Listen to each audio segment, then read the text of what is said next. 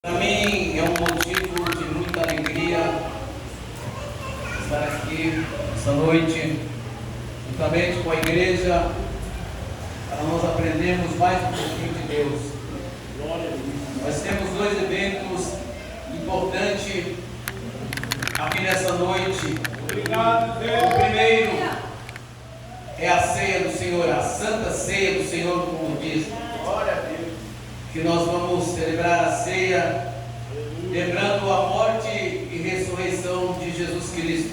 Glória a Deus. E o segundo é em comemoração ao Dia das Mães, para essas mães ou aquelas mães maravilhosas que é através delas que nós hoje estamos aqui, porque a mulher é aquela que dá luz e coloca um filho no mundo.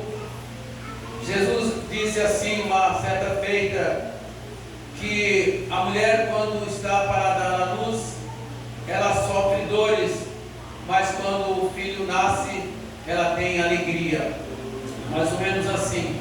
E eu gostaria de compartilhar com os irmãos esta noite uma palavra de Deus para o coração dos irmãos. Hoje nós, como já disse, é a ceia do Senhor, mas como vai ser lido e explanado talvez no momento da ceia, que é o capítulo 11 de 1 Coríntios, então nós vamos ler outra escritura que vai trazer um enlevo espiritual essa noite para a igreja. Eu gostaria que todos abrissem a sua Bíblia para nós lermos a carta de Paulo a Timóteo do capítulo 3, a primeira carta, ou seja, a segunda carta de Paulo a Timóteo, do capítulo 3.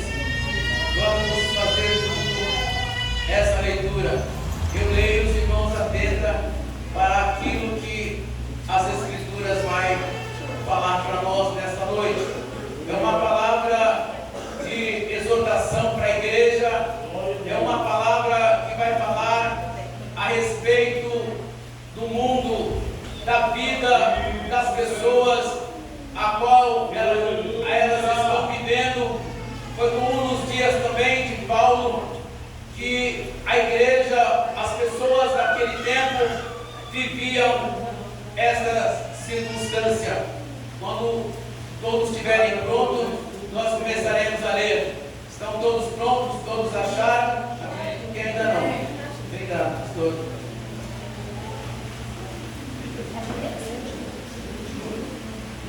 Amém? Eu vou repetir. Segundo Timóteo, capítulo 3, a partir do versículo 1. Os irmãos atentem bem para essa leitura, que ela já é uma alerta para nós, ela já é uma exortação para nós, ela já é uma lição para nós. Embora isso tudo aconteceu nos dias de Paulo, nos dias da igreja primitiva. O título diz assim: extrema corrupção nos últimos tempos. Sabe-se, porém, isto, que nos últimos dias sobrevirão tempos trabalhosos. Aleluia! Porque haverá homens amantes de si mesmo, avarentos, presunçosos, soberbos, blasfemos, desobedientes a pais e mães, ingratos, profanos, sem afeto natural, irreconciliáveis, caluniadores, incontinentes, cruéis, sem amor para com os bons, traidores, obstinados, orgulhosos, mais amigos dos deleites do que amigos de Deus, tendo aparência de piedade, mas negando a eficácia delas. Destes afasta-te. Amém. Podem sentar, glorificando o nome do Senhor Jesus Cristo. Irmãos, é como eu já falei e continuo falando, que nós estamos vivendo um momento da igreja, como se diz, nos últimos dias, assim na face da terra,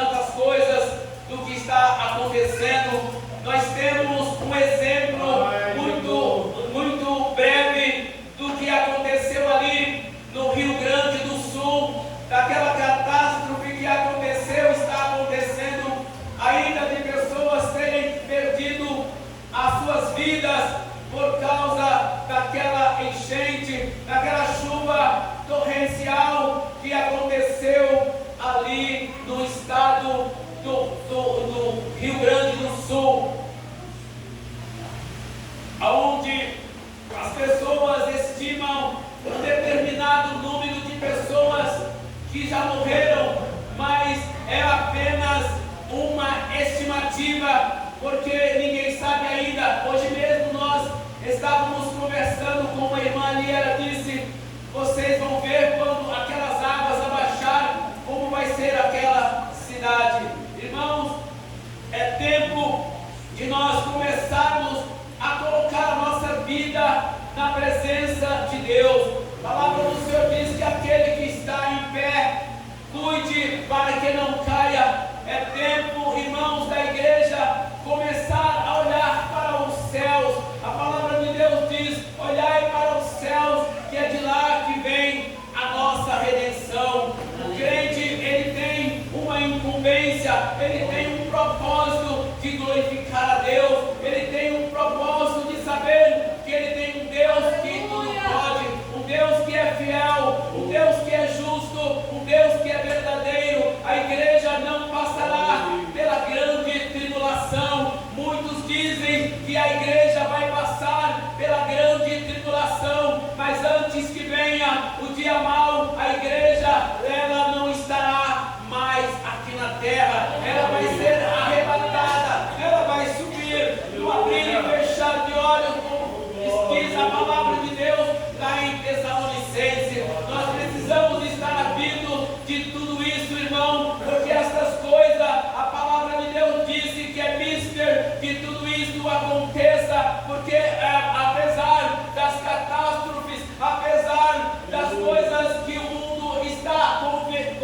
vivendo, ainda há também a desobediência do homem, a maldade do homem, o desprezo do homem, o orgulho do homem, conforme foi lido aqui nos primeiros versículos dessas escrituras.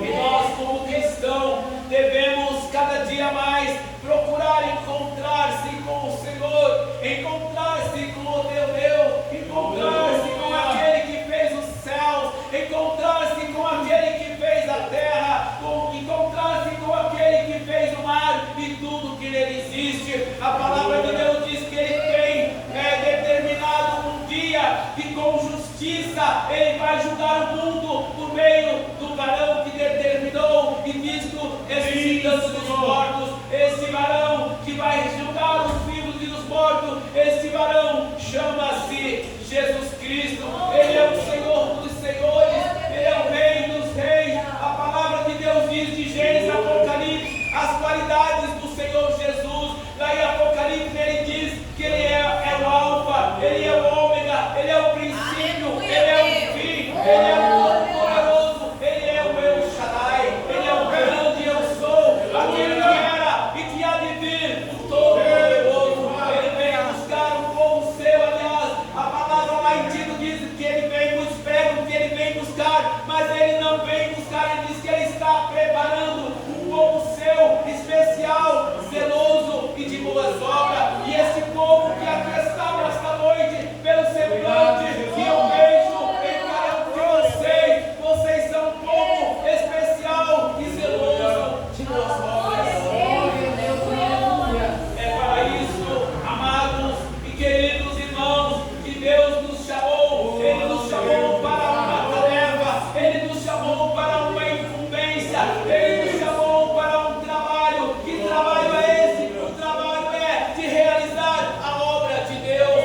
Jesus Cristo, quando estava ali no poço, ali em Sicar, em Samaria, Jesus, os discípulos foram comprar comida para eles, porque já era quase meio-dia, e os discípulos foram à cidade comprar comida. Quando eles voltam da cidade, Jesus estava conversando com aquela mulher samaritana.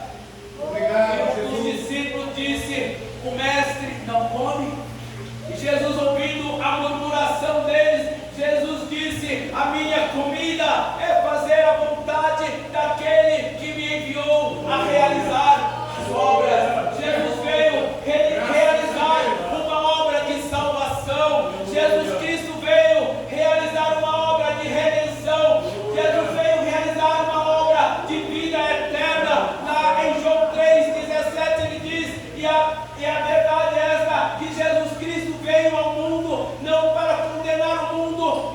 que o mundo fosse salvo por ele. Jesus não é nenhum um carrasco, Jesus não é nenhum tirano, Jesus não é nenhum déspota para condenar o mundo, porque a missão de Jesus foi para salvar a humanidade. A Bíblia diz que ele quer que todos se salvem e venham ao conhecimento da verdade. Conhecereis a verdade e a verdade vos libertará. Se o Filho vos libertar, verdadeiramente sereis livres. Nós somos livres para adorar a Deus, nós somos livres para glorificar o nome de Deus, como já falei.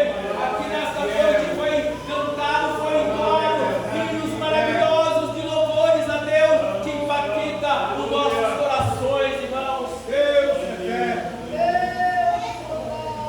quando nós estamos em comunhão com Deus, quando nós estamos buscando a Deus, quando nós buscamos a presença de Deus, a Bíblia diz que a presença de Deus, ela inunda a nossa alma, ela inunda o nosso coração. Eu não sei os irmãos, mas eu sinto Deus na minha vida quando eu estou lendo as Escrituras, eu sinto Deus na minha vida quando eu estou orando, eu sinto Deus na minha vida quando eu estou trabalhando, eu sinto Deus na minha vida quando eu estou dormindo, e muitas vezes eu estou dormindo, eu acordo falando com Deus.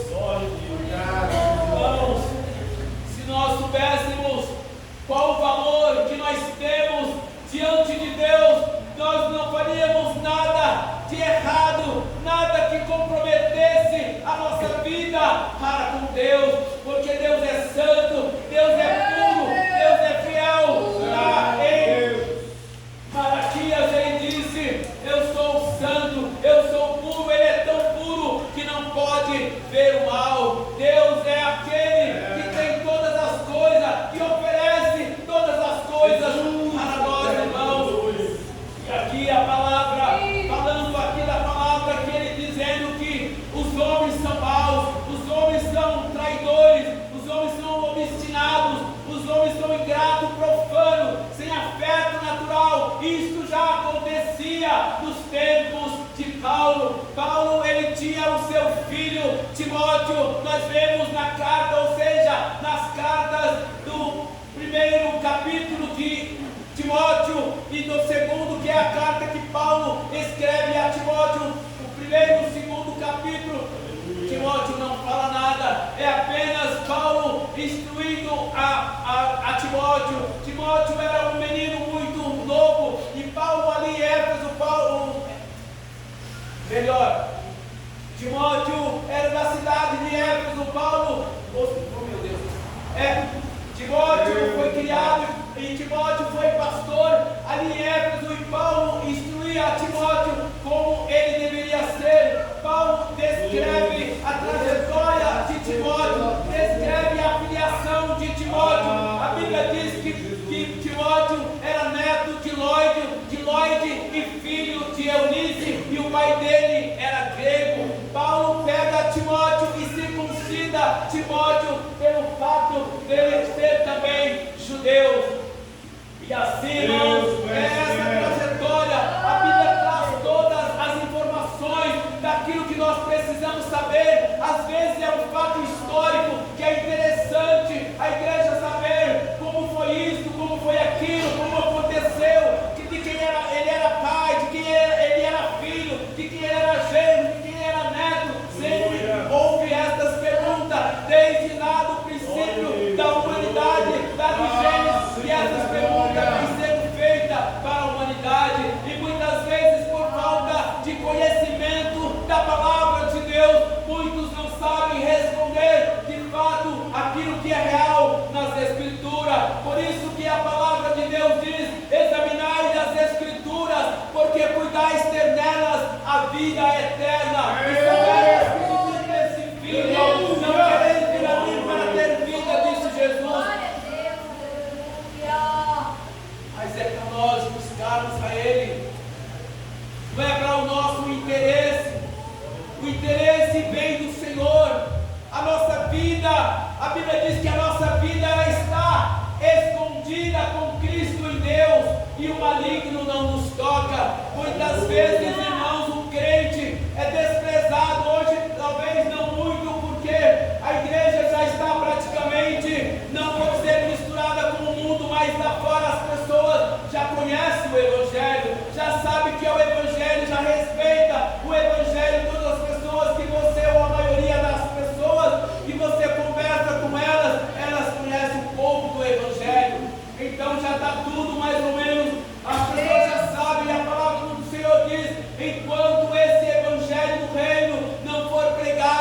não virá o fim, ou quando esse evangelho do reino for pregado, aí então virá o fim. É hora da igreja, é hora de nós, eu e você, começarmos a nos desprender de nós mesmos, começar a falar de Deus para as pessoas.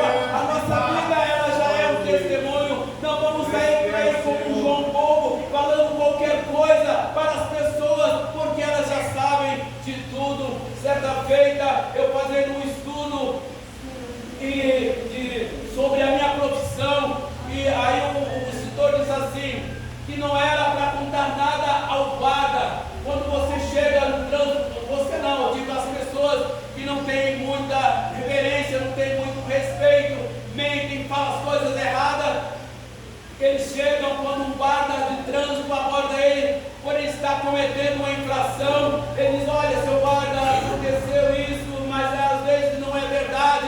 Aí no curso lá, a pessoa que dizia, ele dizia assim, não contem histórias ao guarda, pois eles já sabem de todas. Mesmo assim, é Jesus Cristo. Não adianta nós nos justificarmos para Deus, porque Ele sabe tudo, porque Ele conhece tudo, porque Ele é onisciente, porque Ele é onipresente, porque Ele é onipotente, porque Ele sabe, porque Ele vê, porque Ele conhece o seu coração. A palavra do Senhor disse, o teu coração te engana, mas é Deus que conhece o teu coração. É somente Deus que conhece o nosso interior, é somente Deus, o Senhor Jesus Cristo, que conhece a nossa vida. Ele conhece a nossa vida por inteiro, irmão, querido e amado. E aqui está a igreja do Senhor, atenta, olhando, a palavra do Senhor diz, olhando para Jesus, o autor e o consumador da fé. Diz o escritor aos Hebreus, nós temos que olhar primeiramente pela fé para Jesus Cristo. É Ele quem nos dá esta alegria de sermos cristãos. Parece uma coisa monótona ser cristão hoje, porque nós viemos para a igreja, não participamos de festas mundanas, não participamos de algo que não é da parte de Deus, que não interessa para nós, mas nós estamos interessados no reino de Deus. O reino de Deus, a palavra do Senhor diz que não é comida e nem bebida, mas é justiça de paz, é justiça do Espírito Santo. Sim, irmãos, que nós devemos estar na presença de Deus.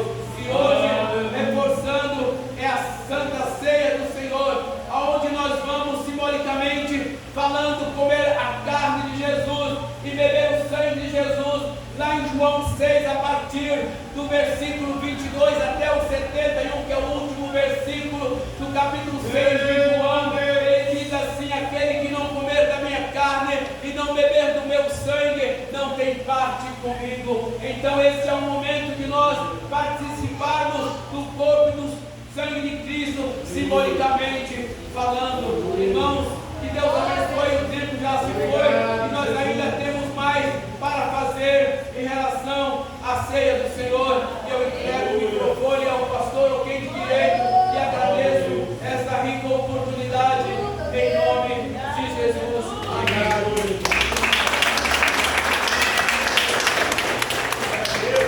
Glória a Deus. Nosso pastor Milton.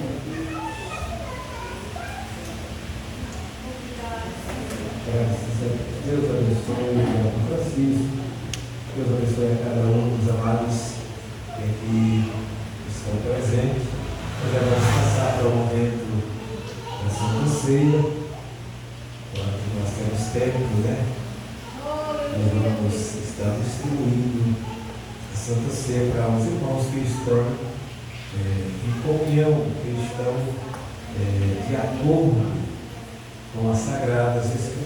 Mas antes nós estaremos lendo um texto que nos leva a fazer uma reflexão a respeito deste tema tão maravilhoso que é a Santa Ceia do Senhor.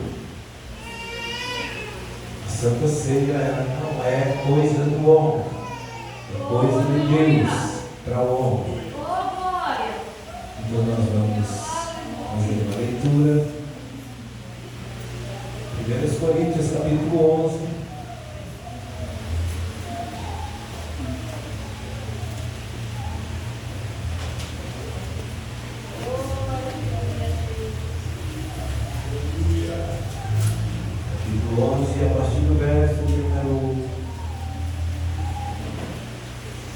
23.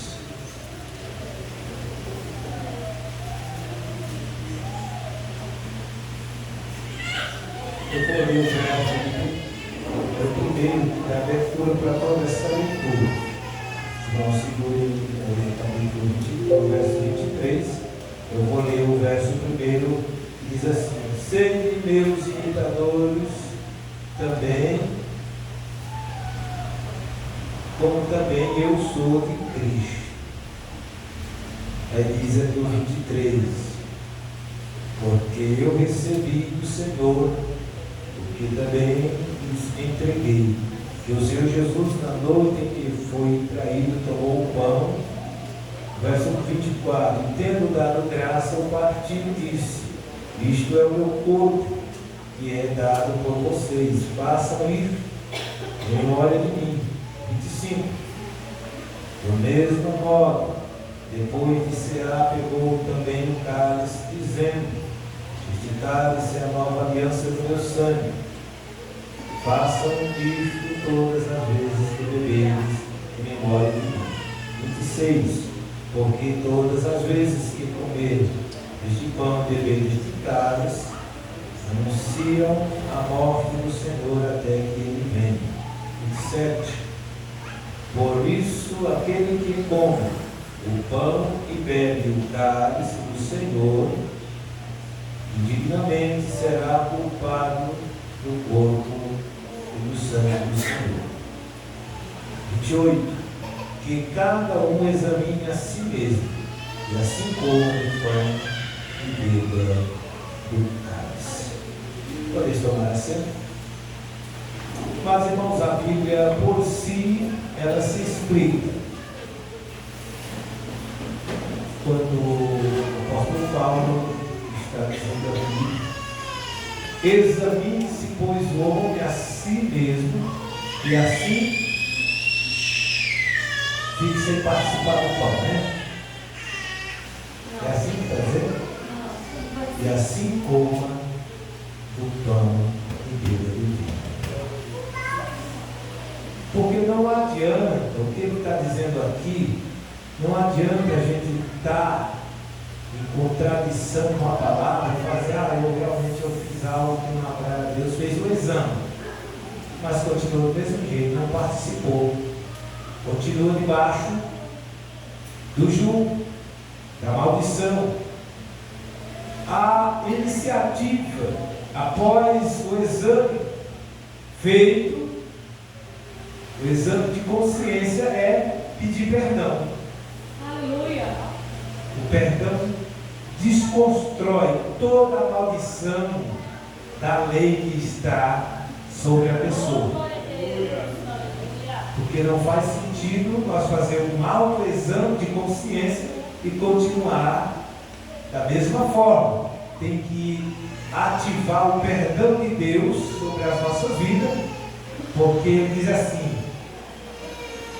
se vocês confessarem os vossos pecados, Ele quem? Jesus Cristo, o justo juízo, é fiel e justo para vos perdoar os vossos pecados. Pronto, aí entra-se a justificação que está lá no capítulo 5 de Romanos. Tendo sido, pois, justificado mediante a fé, temos paz com Deus por meio do nosso Senhor Jesus Cristo. A justificação, ela vem por meio de Jesus Cristo, mas tem que haver o pedido de perdão, o autoexame e depois o pedido de perdão. No verso 28 diz assim: que cada um examine a si mesmo, assim como o poder do cálice, pois o que come e bebe sem discernir, come e bebe juízo para si. 29. Então não adianta fazer as coisas do jeito, né, que a gente pensa que está certo. Temos que pedir perdão, sabendo que a Santa Ceia é algo de Deus para o homem. Foi Jesus que instituiu a Santa Ceia antes de passar pela morte de cruz. Foi antes, não foi depois. Porque ele tinha que dizer, quando ele pegou o pão e dividiu, disse: este é o meu corpo que está sendo dividido por vocês. Façam isto todas as vezes que comer este pão e beber deste cálice. Vocês vão estar anunciando a minha morte até que eu venha. E aí, semelhantemente, depois de cear, tomou o cálice. O cálice, o vinho, ele simboliza, já foi falado aqui, o sangue de Cristo. Não é o sangue de Cristo literalmente, mas é um simbolismo. E nós precisamos de levar isto a sério. Porque ele está dizendo aqui que o que come bebe dignamente, come bebe juízo para si mesmo. Aumenta os flagelos na vida da pessoa, as dificuldades, os problemas, vem a opressão, porque aí começam as acusações do inimigo na vida da pessoa. Aqueles que estão entendendo que não pode participar sem antes pedir perdão a Deus.